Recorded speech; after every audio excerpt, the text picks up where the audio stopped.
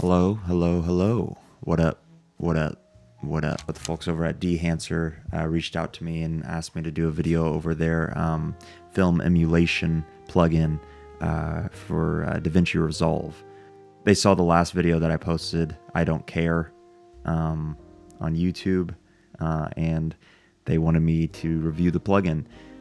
This is not paid or sponsored by them in any sort of way. The only way that I'm somewhat affiliated with them is that they gave me an affiliate code.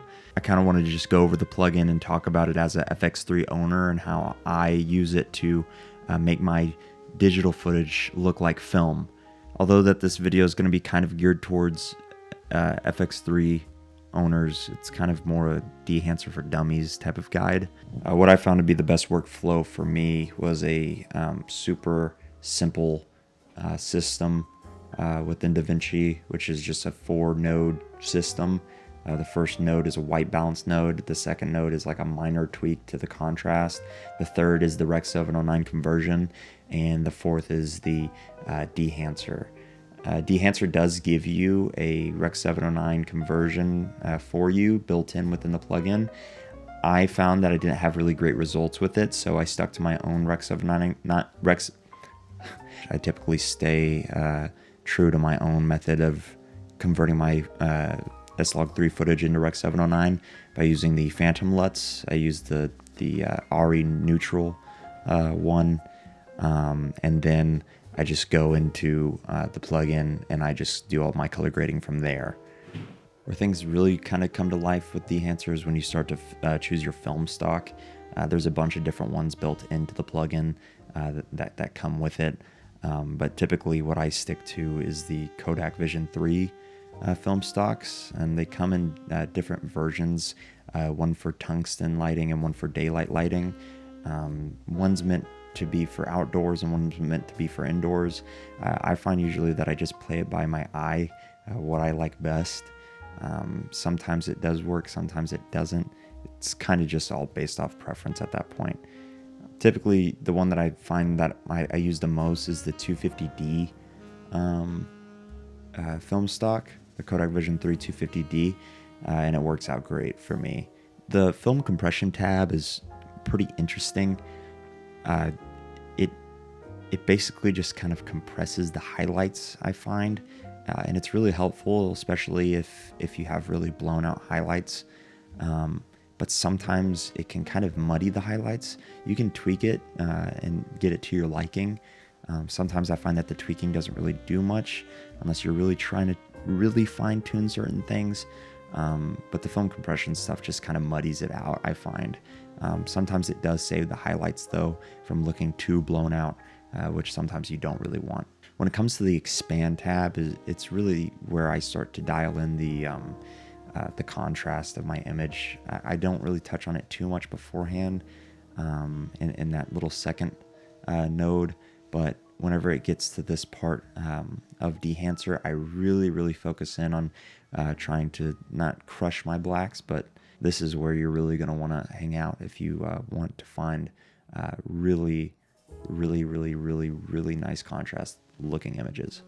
The print tab is also something that I really appreciate Dehancer having. It's kind of where you get your creative look for your image. I really find that the, what is it called here? The Kodak 2383 print film version is my favorite. The print kind of starts off strong when you first apply it. You can adjust it. But sometimes if I spend a little too much time in the expand before I get to the print, then it can really crush certain things, blowing out the highlights or crushing the blacks. You really can't go wrong though with adding some of this print, because I find that it helps me hone in a creative style and look for my image to make it really stand out. The entire time on the last on-cloud commercial that I did was entirely with that Kodak 2383 print film. Colorhead is something that I never really truly played around with, just because I found with everything above is kind of all that I needed in terms of the coloring aspect of Dehancer. But you can really get some really neat looking images out of the color head by pushing certain colors into the highlights, midtones, or shadows. You got your greens, magentas, yellows, blues, reds, teals, whatever, you name it. You can do it all in this tab. It's really nice and convenient, and specifically what I like about it that I haven't found in many other plugins is the fact of the matter that it kind of reminds me of like Adobe Lightroom in a way, that how precise it is in singling out the highlights, midtones, and shadows. It's typically something that you don't see within other plugins, so it's really nice to see Dehancer do that. One thing that I was really interested about Dehancer reaching out to me and testing out their plugin, I was really interested in trying out the film grain. Film grain is something that I've always tried to implement into my footage for a while now. Truth be told, I use the free version of DaVinci. I still have not bought the studio version or whatever, just because I found that I haven't really needed it. So I haven't tried out their film grain. So instead, I've been overlaying my film grain, and I found that for what I was trying to do, it's been working out fine. But after using Dehancer's film grain, I can really tell how amateur the overlaying of film grain looks. It kind of just looks sloppy and messy and muddy. But with Dehancer, it kind of looks like the film grain is built in three-dimensional. Like you can see past into the shadows, the grain, and on my head, it kind of just looks 3D in a way. I also want to express that I really appreciate Dehancer for putting in, I guess you would call them presets for different types of film grain stocks, I guess. They have one from 8mm all the way to, I think it's 60mm. Obviously with the 8mm film grain, it's super grainy, super intense, and then kind of scaling up to 60. With the 60, you get very much less film grain. And you can get this film grain pretty intense, but one thing that I never really liked about other plugins is that they kind of gave you the creative freedom of choosing your own film grain, and which is nice and all, but I never really knew what was too much or too little. So it's really nice taking it, weight off your shoulders, knowing that Dehancer helps you choose a film grain that suits whatever you want. I never really considered halation until I started using Dehancer. I never really took it into account when I was doing the overlaying of the film grain and all this, because I was really thinking I was making my footage look like film. Until I realized that using the halation and everything like bloom, I was really missing out. Similar to the film grain, the halation, you get to choose all the way from 8mm to, I think it is 60mm. And the great thing is that it scales still, just like the film grain, 8mm still being super halation-y, which I love, just having these red outlines around you, giving you that, just the imperfection of film is so nice. And what's so cool is that you can intensify stuff to the max if you want, or you can make things very subtle, or you can have a little bit here, a little bit there, a little bit here, a little bit there. It's incredible the amount of customization that you can do within this plugin. I find that with Bloom, I don't use it as much, just simply because I use a ProMIS filter, kind of what I'm using now. I find that it makes already soft images super soft. They're incredibly soft. Still same thing. You can choose 8mm super soft, 16mm less soft, 60, so on and so forth. You kind of get into a nice rhythm of workflow as you make your way down the line. Now we're kind of getting into some parts of Dehancer that I don't really use and I didn't really find interest in, nor did I find useful. For example, the film damage tab gives your footage like little pieces of hair or dust specks that you might get when you're working with real film. I found that I didn't really like it. I don't like having damaged looking footage, although I really like halation and bloom and all these other imperfection of that film gives you. But I didn't find myself wanting to use the film damage look. Film breath is also another one that I don't really use, but the film breath, it just kind of gives this weird kind of looking disco looking breathing effect, you know, film breath, and I just found that it did nothing really for me. I didn't find any use for it. Gate weave makes your footage shaky if you go down to 8mm. It just shakes your footage. I guess if you're going for a more authentic film look, you can use that. I don't use that. Yeah.